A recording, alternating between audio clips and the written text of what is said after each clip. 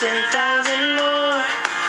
Hey, сәлем достар, сіздермен бірге қанға және Казен ағылшын тілін онлайн оқыту мектебі.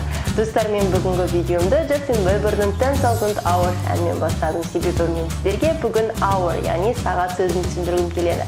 Ойлап қалмаңыз, бұл қабырғада ілініп тұратын дөңгелек сағат деп жоқ, бұл яғни hour 1 сағат, 2 сағат, яғни 24 сағатты айтқан кезде қолданылатын hour сөзі. Яғни hour естіген кезде a болып естілгенмен, жазылған кезде h-o-u-r, яғни h әрпінен басталса да, біз оны ешқашан дыбыстамайды екенбіз. Яғни hour бұл дұрыс емес, яғни дұрыс дыбысталуы бұл hour. Және әрдайым бұл сөз көбінде an артиклімен бірге жүреді, яғни an hour, не болмаса 1 hour. An hour, 1 hour.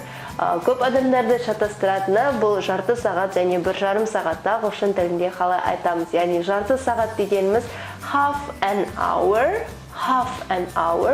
ал 1,5 сағат дегеніміз an hour and a half.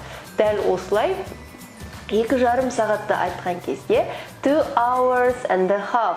3,5 сағат болса 3 hours and a half. Дәл солай 10,5 сағат болатын болса 10 hours and a half. Яғни екіден былай қарай көпше түр болғандықтан, яғни көптік жалғауы, яғни s-ті қосасыз сағат сөзіне. Яғни hours, 2 hours, 3 hours, 4 hours, 10 hours and a half. Яғни жарты деген ол half, иә?